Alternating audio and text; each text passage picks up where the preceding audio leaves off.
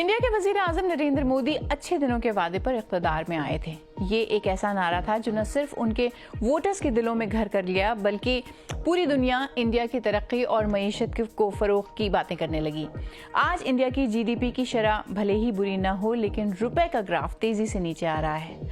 आसान लफ्जों में अगर समझाया जाए तो एक अमरीकी डॉलर खरीदने के लिए 96 रुपए की जरूरत है, जो कि एक रिकॉर्ड है। एक साल पहले तक ये रकम 85 रुपए थी।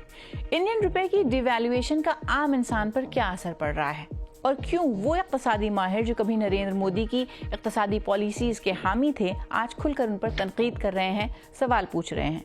मैं हूं समरा फातिमा और ये आज बीबीसी न्यूज़ उर्दू के प्रोग्राम जहानुमा में हमारी टॉप स्टोरी है। इसके अलावा प्रोग्राम में देखिएगा, उजाले अपनी यादों के हमारे साथ रहने दो, न जाने किस गली में जिंदगी की शाम हो जाए। ऐसे बेमिसाल और बेहद मकबूल अशार कहने वाले इंडियन शायर बशीर बद्र नहीं रहे। उनकी वफात पर दुनिया भर से उर्दू अदब के शायकीन कर रहे हैं अफसोस का इजहार।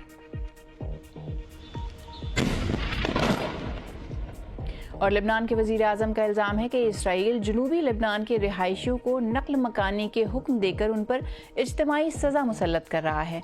वहीं बीबीसी इसराइल से मुतसल लेबनानी सरहद पर गया, जहां हिजबुल्लाह लोगों को ऐसे ड्रोन से निशाना बना रहा है जिनका पता लगाना मुश्किल है।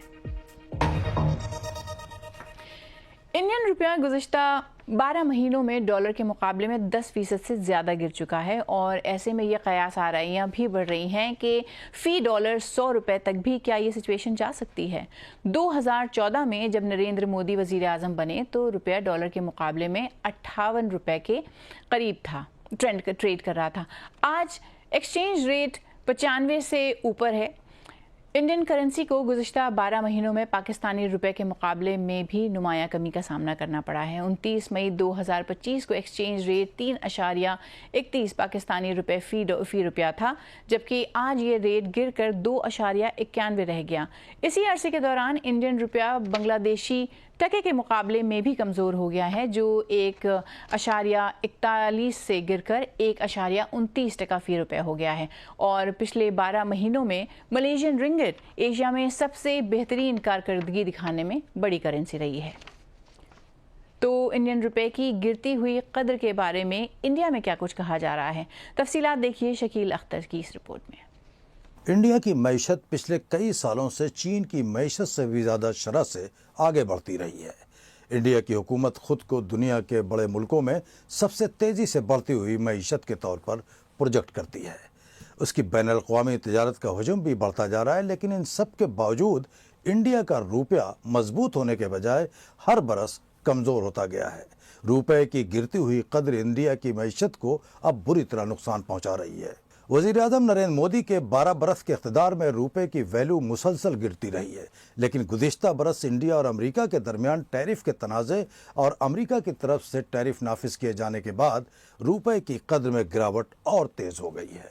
रुपए की कदर में कमी, पेट्रोलियम की कीमतों में ज़बरदस्त इजाफे, मशरिक़ वस्ता में जंग और इंडिया के बाज़ार में एतमाद की कमी आने से गैर मुल्की सरमायाकारों के अपनी पूंजी निकाल लेने से आई है। इंडिया के फॉरेन रिजर्व में जनवरी 2024 में 701 अरब डॉलर जमा थे, अब वो घटकर 689 अरब पर आ गया है, और ये हर हफ्ते घटता जा रहा है। ये मईशत के लिए एक मुश्किल सिचुएशन है। हाल तक मोदी हुकूमत के साथ काम करने वाले कई सरकर्दा माहिरीन इक़्तिसादियात भी इस सूरत हाल को गंभीर करार दे रहे हैं। माहिर इक़्तिसादियात सुरजीत भल्ला ने लिखा है कि मोदी हुकूमत इलेक्शन तो जीत रही है, लेकिन मईशत के महाज पर शिकस्त खा रही है। वो कहते हैं कि ये कहना मुश्किल है कि सूरत हाल बेहतर होगी या और ख़राब हो सकती है।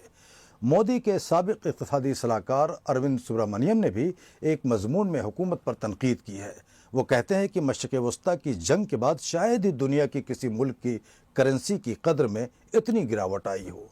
वो कहते हैं कि इसकी ज़िम्मेदारी तय की जानी चाहिए। इंडिया के रुपए की गिरती हुई कीमत का सबसे गहरा असर मुल्क की दरामदात पर होता है। इंडिया अपनी ज़रूरत का 85% तेल गैर ममालिक से इम्पोर्ट करता है। रुपए की कीमत गिरने से पेट्रोलियम, इलेक्ट्रॉनिक्स के सामान, दिफाई साजो सामान और फर्टिलाइज़र वगैरह की ख़रीदारी पर इजाफी पैसा अदा करना पड़ता है। इक़्तिसादी माहिरीन कहते हैं कि एक ऐसे वक्त में जब मुल्क में तकरीबन 85 करोड़ लोगों को खाने के लिए फ्री राशन फराहम करना पड़ रहा हो, मईशत की बिगड़ती हुई सूरत हाल मज़ीद पेचीदगी पैदा करेगी। ماہر اقتصادیات سرجیت بھلا کہتے ہیں کہ مودی حکومت یہ تو سمجھتی ہے کہ معیشت کا مسئلہ کیا ہے، لیکن وہ اس کا الزام دوسروں پر ڈال رہی ہے۔ اور اس بارے میں مزید بات کرنے کے لیے اس وقت اسٹوڈیو میں میرے ساتھ موجود ہیں ہمارے ساتھی رفاقت علی۔ رفاقت، ابھی ہم جیسے بات کر رہے تھے کہ انڈیا کی جی ڈی پی تو بڑھ رہی ہے، بہت اچھی طرح کر رہی ہے کام، لیکن روپے میں اس طرح کی جو گراوٹ آ رہی ہے، اس کو ہمیں آسان الفاظ میں سمجھائیے کہ اس کا کیا مطلب ہے؟ انڈیا کی اکانومی اس وقت سٹریس کا شکار ہے۔ اس کی بڑی وجہ اگر پوچھیں تو وہ یہ جو گلف میں وار ہے اس کی بہت بڑا امپیکٹ ہے، کیونکہ انڈیا بہت بڑا امپورٹر ہے سارے فیول کا، 80 to 90% ڈپینڈنس ہے، اور ڈپینڈنس بھی اس ایریا پہ جہاں اس وقت جنگ جاری ہے۔ اس کے علاوہ انڈیا کی اکانومی ادروائز بہت ٹھیک ہے، اس وقت بھی ورلڈ بینک کے اندازوں کے مطابق 6 سے 7% اس کی گروتھ ہوگی، جو کہ بہت بڑی ہے۔ انڈیا اس وقت دنیا کی 5ویں بڑی اکانومی ہے، اور اکنامک کا اصول ہے کہ اگر اکانومی اس ریشیو سے بڑھے 7% تو 10 سال میں وہ ڈبل ہو جاتی ہے۔ تو ان دیٹ کیس انڈیا کی اکانومی اگلے 10 سال میں تیسرے نمبر کی بڑی اکانومی ہو سکتی ہے امریکہ چین کے بعد۔ لیکن یہ والی جو سچویشن ہے جس میں تیل کی قیمتیں بڑھ گئی ہیں اور اس کی وجہ سے انفلیشن بڑھتی ہے، لوگوں کو چیزیں مہنگی ملتی ہیں، لوگ پریشان ہوتے ہیں، لیکن اس کے لیے چونکہ انڈیا نے پہلے جو ایک ایکسپیرینس کیا جو 90 میں جس وقت انڈیا نے یہ ٹرن لیا اکنامک لبرلزم کی طرف آئے، اس وقت بھی ایک اسی طرح کی سچویشن تھی جس میں انڈیا پھنس گیا تھا۔ فرسٹ گلف وار ہوئی اور انڈیا کے پاس اس وقت سچویشن یہ تھی کہ انڈیا کے پاس اپنا امپورٹ بل کے لیے کوئی ہفتے کے پیسے رہ گئے تھے اور ڈالر فارن ایکسچینج، تو اس کے لیے انڈیا کو اپنا بہت سارا سونا گروی رکھنا پڑا، جس کی 200 ٹن ابھی حال ہی میں پچھلے سال انڈیا نے ریپیٹریٹ کیا ہے۔ تو سچویشن مشکل ضرور ہے، لیکن اکانومی ادروائز ابھی بھی میں کہوں گا کہ بہت بری نہیں ہے۔ ٹھیک ہے، ہمیں مختصر میں یہ بھی سمجھائیے کہ جب اس طرح کی سچویشن ہوتی ہے اور کسی ملک کی کرنسی اس قدر گر رہی ہوتی ہے تو اس کا عام لوگوں پر کیا اثر پڑتا ہے؟ عام لوگوں پہ یقیناً جس وقت وہ امپورٹس پہ اس کی مہنگی ہو جاتی ہیں، لوگوں کے لیے مشکلات بڑھتی ہیں، مہنگائی ہوتی ہے۔ لیکن چونکہ انڈیا اس وقت جس طریقے پہ ہے کہ وہ کرنسی کو ریگولیٹ نہیں کرتا بلکہ مارکیٹ فورسز کے حوالے، تو اس حساب سے تو اب مارکیٹ فورسز فیصلہ کر رہی ہیں، لیکن بعض ایسا بھی ہوتا ہے کہ سینٹرل بینک اس کو کنٹرول کرنے کی کوشش کرتا ہے، جو ان کے پاس فارن ایکسچینج ہے اس سے خود روپی خرید کے مارکیٹ میں ان کے اقدامات حالات بدل سکتے ہیں۔ ٹھیک ہے، بہت شکریہ ان تفصیلات کے لیے رفاقت۔ یہ بات ہے 1971 کی، جب انڈیا اور پاکستان کے درمیان شملہ معاہدہ ہو رہا تھا، اور اسی دوران ذوالفقار علی بھٹو نے اندرا گاندھی سے کہا دشمنی جم کر کرو، لیکن یہ گنجائش رہے جب کبھی ہم دوست ہو جائیں تو شرمندہ نہ ہوں۔ اور یہ سن کر اندرا گاندھی بولی ہمارا شعر ہمیں کو عرض ہے۔ یہ شعر ہے اردو کے مقبول انڈین شاعر بشیر بدر کا، جن کی مقبولیت انڈیا اور پاکستان دونوں ہی ممالک میں برابر ہے۔ آج ہم ان کو یاد کر رہے ہیں بی بی سی ٹرینڈنگ میں۔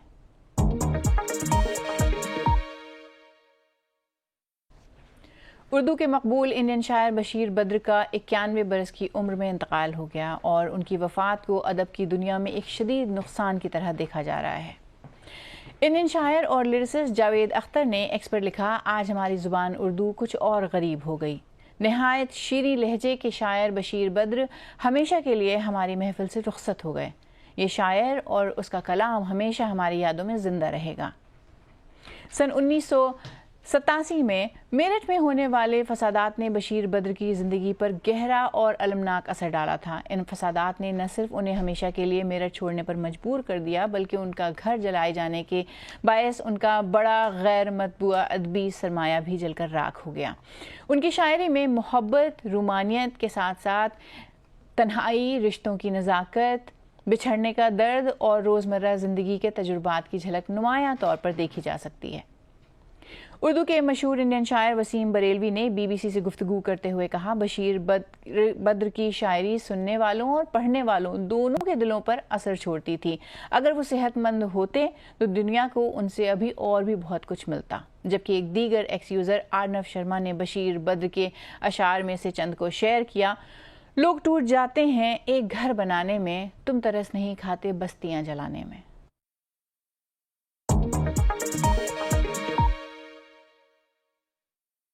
اب ایک نظر ڈالتے ہیں دنیا بھر کی باقی خبروں پر۔ امریکی نائب صدر JD وانس کا کہنا ہے کہ واشنگٹن اور تہران جنگ بندی میں توسیع کے معاہدے کے بہت قریب ہیں، لیکن کچھ معاملات پر اب بھی اختلافات ہیں۔ امید کی جا رہی ہے کہ اس معاہدے کے بعد آبنائے ہرمز کھل جائے گی، جس کے بعد ایران کے ساتھ جوہری پروگرام پر مزید تفصیلی مذاکرات ہونے کے امکانات بھی ہیں۔ تہران کی جانب سے اس پر کوئی رد عمل سامنے نہیں آیا ہے۔ اسرائیلی وزیر اعظم بنیامن نتنیاہو کا کہنا ہے کہ انہوں نے اسرائیلی افواج کو غزہ کے علاقے پر اپنا کنٹرول بڑھا کر اسے 70% تک کرنے کی ہدایت دی ہے۔ جمعرات کو ایک کانفرنس میں خطاب کرتے ہوئے انہوں نے کہا کہ اب اسرائیل غزہ کے 60% علاقے پر قابض ہے، جو پہلے 50% تک تھا۔ یہ اقدامات اکتوبر 2025 میں ڈونلڈ ٹرمپ کی ثالثی سے اسرائیل اور حماس کے درمیان طے پانے والے جنگ بندی معاہدے کے خلاف ہوگا۔ آسٹرین عدالت نے ایک شخص کو ٹیلر سوئفٹ کے ایک کانسرٹ پر حملے کی منصوبہ بندی کے جرم میں 15 سال قید کی سزا سنائی ہے۔ آسٹریا میں رازداری کے قوانین کے مطابق اس شخص کا نام صرف بران اے بتایا گیا ہے۔ بران کو 2024 میں وینا میں ہونے والے 3 کانسرٹس میں سے پہلے کانسرٹ سے قبل گرفتار کر لیا گیا تھا۔ استغاثہ کے مطابق اس نے بم بنانے اور غیر قانونی طور پر ہتھیار خریدنے کی کوشش کی تھی۔ لبنان نے جنوبی علاقوں میں یونیسکو کے محفوظ شدہ مقامات کے قریب اسرائیلی حملوں کی مذمت کی ہے۔ وزیر اعظم نواف سلام نے کہا کہ سور اور نبطیہ کے اطراف میں حملوں اور تاریخی ورثے کی تباہی کا کوئی جواز پیش نہیں کیا جا سکتا۔ انہوں نے یہ بھی الزام عائد کیا کہ اسرائیل جنوبی لبنان کے علاقوں میں انخلا کے احکامات کے ذریعے ایک اجتماعی سزا مسلط کر رہا ہے۔ مزید دیکھیے جان سڈورتھ کی اس رپورٹ میں۔ اسرائیلی ذرائع کے مطابق بیروت پر ہونے والے اس حملے کا ہدف حزب اللہ سے وابستہ ایک میزائل ڈویژن کا سربراہ تھا۔ موقع پر امدادی ٹیموں کے کام کے دوران مقامی رہائشیوں نے ہمیں بتایا کہ اس حملے میں بے گناہ لوگ بھی متاثر ہوئے۔ اس شخص کے مطابق وہ سیڑھیاں اتر کر باہر آئے تو ایک بچی کو وہاں پایا۔ Small children, 3 months old, here in the ground. انہوں نے کہا کہ دھماکے کی شدت سے بچی عمارت سے باہر جا گری اور شہید ہو گئی۔ اس حملے کے بارے میں اسرائیلی دعوے کی تصدیق کرنا مشکل ہے، لیکن اس کمیونٹی میں غم و غصے کے ساتھ ساتھ حزب اللہ کے لیے مضبوط حمایت موجود ہے۔ یہ خاتون کہتی ہیں کہ ہم نصر اللہ کے لوگ ہیں۔ وہ حزب اللہ کے سابق رہنما کا ذکر کر رہی ہیں جنہیں اسرائیل نے قتل کر دیا تھا۔ تاہم اسرائیلی حملوں کا مرکز جنوب میں ہے۔ یہ سور شہر ہے اور اس کی آبادی ہزاروں میں ہے۔ یہاں اس ہفتے کی بمباری سے پہلے صرف 2 گھنٹے کی وارننگ دی گئی تھی۔